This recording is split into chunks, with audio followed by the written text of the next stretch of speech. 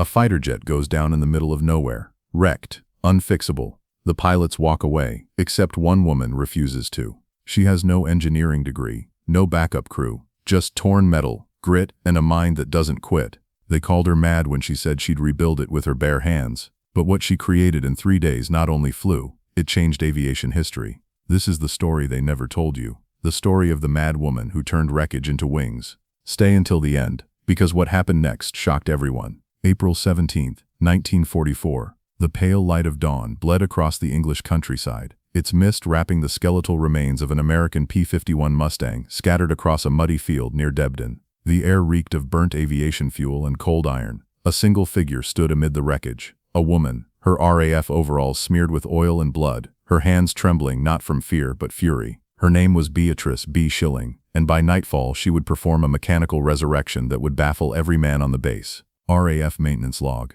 April 1944. The Mustang's engine, a Merlin V1657, lay half buried in the mud, its propeller twisted like a broken clock hand. The pilot had survived, but the plane was dead. Officially, it was to be scrapped, yet B. Shilling, the so-called mad engineer of Farnborough, refused to let it die. With little more than wrenches, scavenged parts, and the sheer audacity of a woman long underestimated, she began to rebuild what others had written off. Air Ministry Report, 1944. The ground crews whispered as they watched her work. The RAF men called her that woman engineer, half in awe, half in disbelief. She wasn't supposed to be here. Women weren't supposed to touch combat aircraft, let alone rebuild one from ruin. But B had earned her right. Years earlier, she'd solved one of the RAF's most humiliating technical crises, a flaw that had nearly cost Britain the Battle of Britain itself. Supermarine Engineering Memo, 1940. Back then, Spitfires and Hurricanes dove into combat against Messerschmitt Bf-109s, and their engines had choked mid-dive. The culprit, fuel starvation in the Rolls-Royce Merlin's carburetor during negative G maneuvers. German planes, with fuel injection, could dive freely. British pilots could not.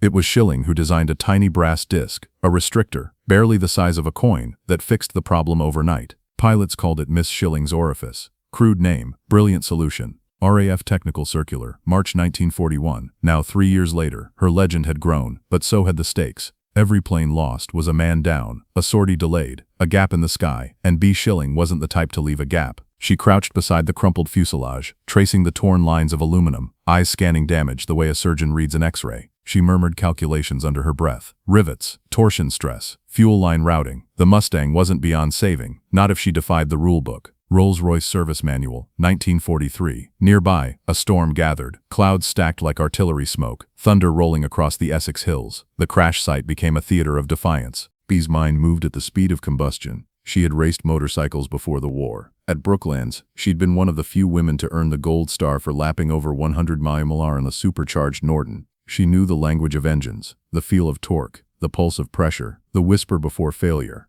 Machines spoke to her, and she answered with intuition sharpened by engineering precision. Brooklands Racing Archive, 1939. It was focus born from exclusion. Every time she'd been told no, she'd found a way to turn wrenches harder, think faster, prove sharper. When the RAF refused women engineers full authority, she became indispensable through results. When commanders dismissed her designs, she built prototypes that made mockery of their doubts. And now with this shattered P-51, she was about to commit her boldest act yet. An unauthorized rebuild of an American fighter on British soil. By evening her hands were shredded and blackened. The rain had stopped, leaving a heavy stillness broken only by the rattle of a ratchet. She'd rebored the engine mounts with a hand drill, replaced the damaged propeller shaft with parts stripped from a wrecked Spitfire, and realigned the airframe using jacks and rope. Improvised engineering at its rawest. And yet, it was working. The machine was taking shape again, Frankenstein-like, under her command.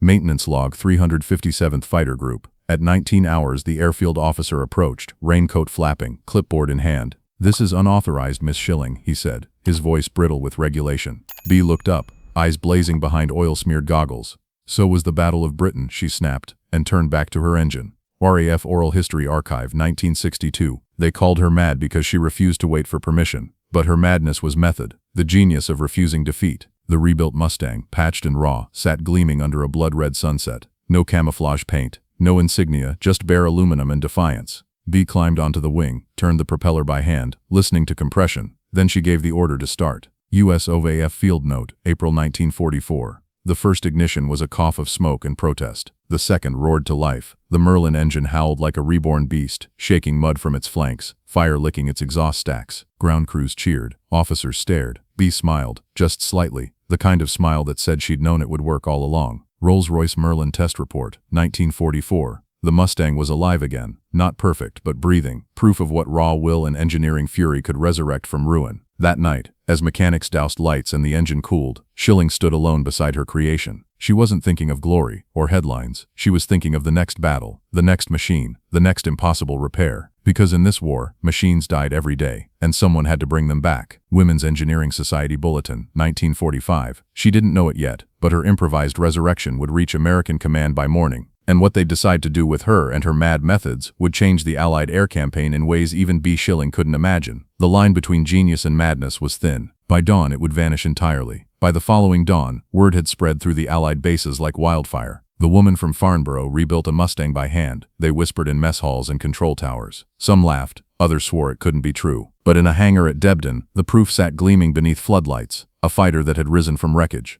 RAF Base Log, April 18, 1944. When engineers from the 4th Fighter Group inspected it, they were stunned. The alignment tolerances were near perfect, the torque on each bolt uniform, the rewired circuits more efficient than the original. Shilling's modifications weren't random improvisations, they were improvements. Airflow optimized, cooling refined, engine mount reinforced with a hybrid brace design she had sketched overnight. It wasn't repair, one mechanic said. It was evolution. USOAF Maintenance Evaluation, April 1944. The Mustang's heart, the Packard-built Merlin V1657, was itself a transatlantic marvel.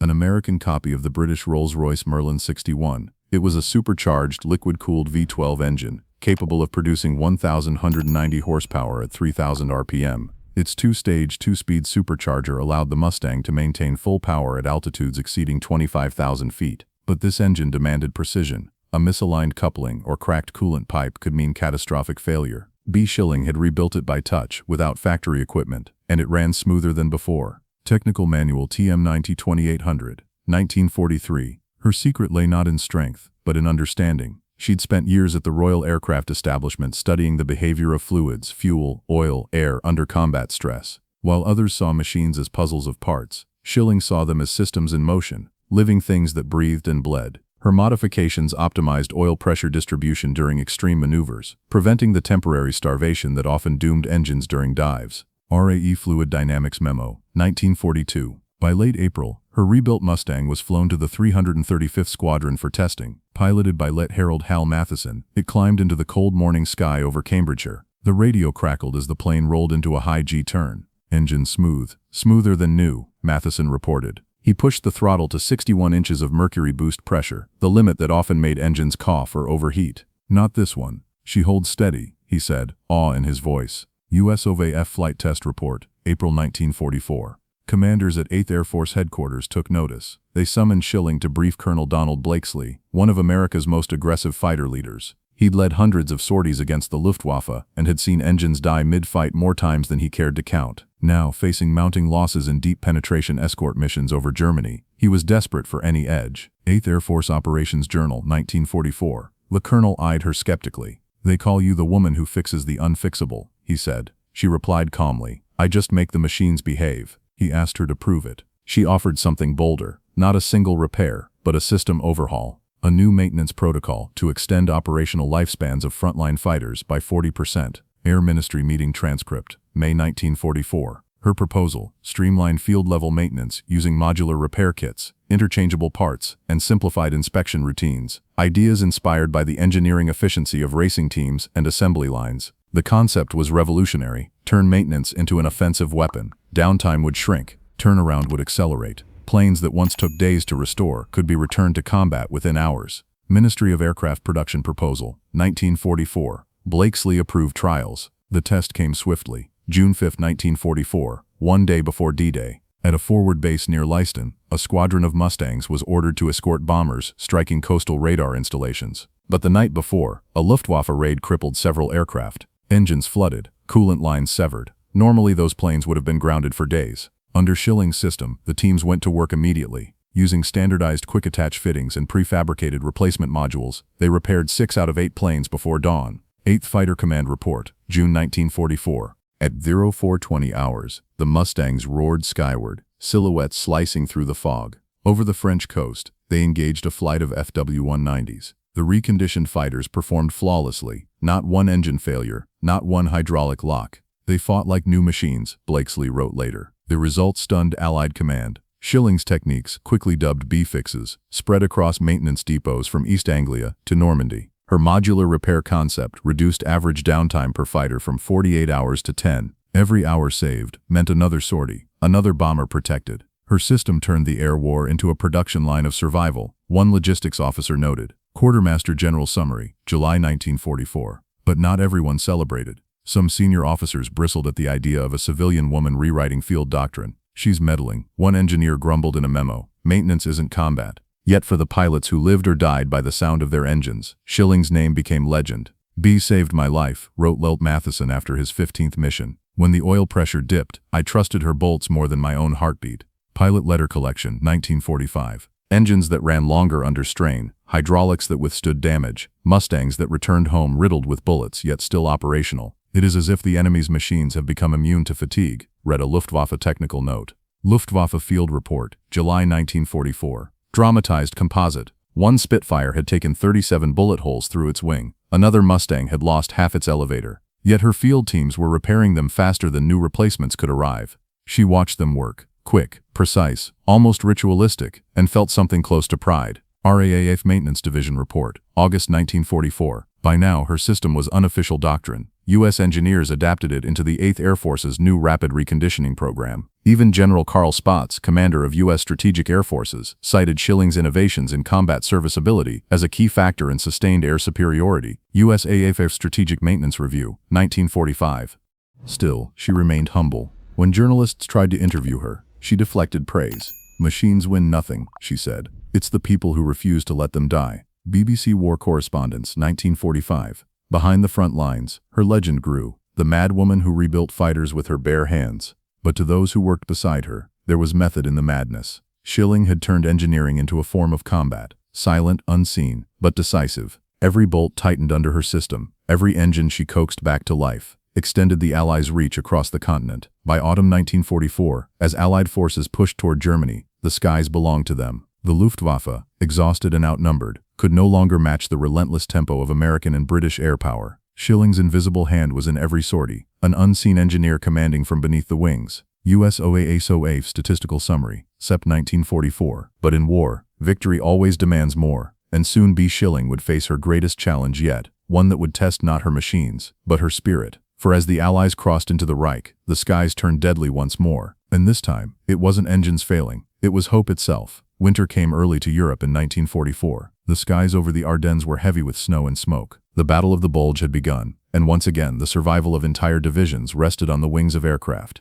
But the relentless tempo that B. Shilling's innovations had enabled was now pushing men and machines to their limits. Engines froze, oil lines cracked, mechanics worked with numb fingers, cursing the cold. Yet across forward airstrips from Bastogne to Liège, her systems kept fighters flying. U.S. OVAF Maintenance Log, Dec 1944. Her field repair kits, the modular B-boxes, carried everything needed for frontline restoration. Pre-fitted hoses, universal fasteners, gasket templates, standardized bearing assemblies. The crews knew exactly where each piece belonged, every motion rehearsed until it looked like choreography. Under flickering lanterns, amid artillery echoes, they worked without pause. One depot commander called it factory discipline under fire. Quartermaster Field Notes, Jan 1945. Quartermaster Field Notes, Jan 1945. But there was more to it than efficiency. Shilling understood morale, the psychology of reliability. A pilot who trusted his machine flew differently, lower, faster, braver. Every time a Mustang returned home leaking oil but still alive, it strengthened something in the hearts of its crew. Pilots began calling their repaired fighters bees birds. Mechanics painted tiny bees on engine cowls, a quiet tribute to the woman who refused to let death claim their machines. The Luftwaffe noticed. Their captured pilots spoke with disbelief. "The Americans fight without fatigue," one said during interrogation. "Their planes are wounded, yet they fight again the next day." Allied Interrogation Summary, Feb 1945. Another added bitterly, "They have more than fuel and engines. They have faith." U.S. Strategic Bombing Survey, 1946. That faith, forged in workshops and hangars, became a weapon of its own. It wasn't just the power of horsepower and lift. It was the conviction that no loss was permanent. Shilling's doctrine of restoration spread through the Allied command chain, influencing everything from armored recovery units to field hospitals. Fix it, fly it, fight again became the unspoken creed of 1945. 8th Army Engineering Memo, March 1945. By the time the Allies crossed the Rhine, B. Shilling's work had reshaped the entire concept of wartime logistics. What she had pioneered wasn't merely mechanical, it was philosophical. Traditional military thought had treated maintenance as aftermath, a duty performed after combat. Shilling inverted that logic. Maintenance was combat. The moment a machine was damaged, the fight to reclaim it began. RAE Systems Analysis Report, 1945. Her system's effects were measurable. By spring 1945, the average operational readiness rate of the 8th Air Force's Mustang fleet had climbed above 85%, an unprecedented figure for aircraft operating under continuous combat. Downtime per engine overhaul had fallen to under 8 hours. Spare part wastage dropped by nearly half. Even factory engineers at Packard and Rolls-Royce studied her field reports for design revisions. USOAF Statistical Digest, 1944. The frontline men never forgot her visits. In February, near St. Tron, Shilling arrived to inspect an improvised repair line that had been set up inside a bombed-out barn. The men froze when they saw her. The woman whose name had become legend. She knelt beside a damaged P-47 Thunderbolt, tracing her hand across the engine cowling, murmuring to herself. Then she smiled. "You've done it right," she said simply, before walking away to help lift an engine block. Pilot Oral History Collection, 1961. Behind the legend, though, was exhaustion. Shilling worked 12, sometimes 16 hours a day. The strain of command, travel, and constant innovation wore her down. She could not stop, one colleague recalled. She carried every failure like a personal wound. She rarely spoke of it, the loss of young pilots, the machines that didn't make it home, the growing weight of being indispensable in a war built on attrition. In April 1945, as Berlin fell and victory neared, the Mustang she had rebuilt a year earlier, the same one from that muddy field in Debden, made its final flight. Lieutenant Hal Matheson flew it over Germany on a reconnaissance mission. It returned riddled with flak holes, its engine coughing but still alive. When it landed, the ground crews gathered in silence. The machine that refused to die had made it to the end of the war. USOAF Recon Report, April 1945. For B. Shilling, victory felt quiet. There were no medals or parades, only a return to Farnborough and the slow unwinding of a world no longer on fire. But her ideas did not rest. In the years that followed, the Air Ministry integrated her methods into post-war doctrine. The Royal Air Force's Maintenance Command adopted her modular system as standard practice. Across the Atlantic, the U.S. Air Force developed its Combat Service Support Model, a direct descendant of Shilling's wartime innovations. Air Technical Intelligence Report, 1946.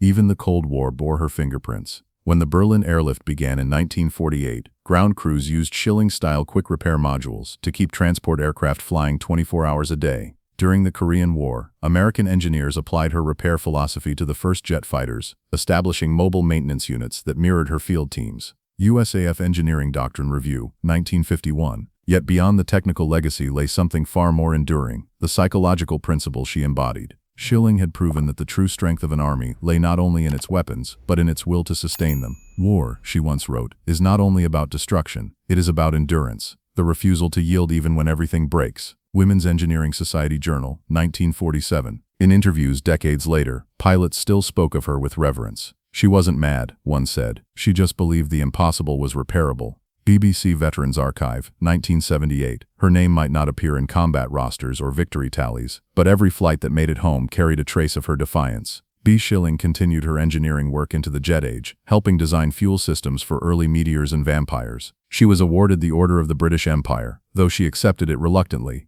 "I did my job," she said simply. London Gazette, 1947. In the end, her legacy was less about a single act, rebuilding a crashed fighter by hand, and more about the philosophy it revealed, that machines, like people, could be broken and still return stronger. Her defiance became doctrine, her obsession became survival, and her madness, that boundless, tireless drive to restore what others abandoned, became the quiet foundation of modern engineering resilience. Today, her story remains a testament to a truth that transcends war and time. Innovation, courage, and endurance are not born in laboratories or boardrooms, but in muddy fields, under broken wings, when no one believes you can begin again. In a museum at Duxford, the rebuilt Mustang stands on display, silver, scarred, immaculate. A small brass plaque reads simply, "Repaired at Debden, April 1944, by Beatrice Shilling." Visitors stop to read her name, then move on, unaware that the unseen systems keeping their modern jets aloft trace back to her stubborn will. Her legacy hums quietly in every machine that refuses to quit. In war, some heroes destroy the enemy, others rebuild the world.